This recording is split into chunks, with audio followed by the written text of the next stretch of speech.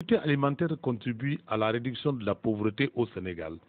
Dans ce combat, le gouvernement a parmi ses partenaires stratégiques l'USAID, dont l'intervention est remarquable dans le secteur agricole. Ce projet Dekelgate qui va travailler sur des stratégies de résilience, qui va travailler sur des stratégies qui devraient permettre de sortir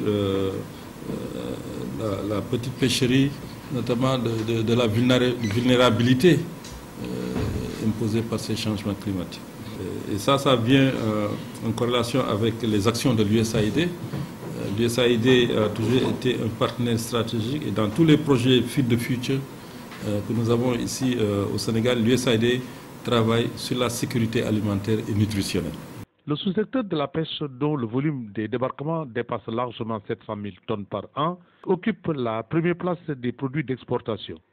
Cependant, le phénomène des changements climatiques amoindrit les captures. L'ISRA, à travers le CROD dirigé par Dr Ahmed Diadjou, a signé un protocole de recherche avec l'USAID à travers Windhoek International pour identifier et analyser les conséquences pour renverser la tendance. Cet accord s'inscrit dans une continuité. Il y avait d'autres projets financés par USAID qui aussi a encouragé un partenariat avec ISRA-CROD.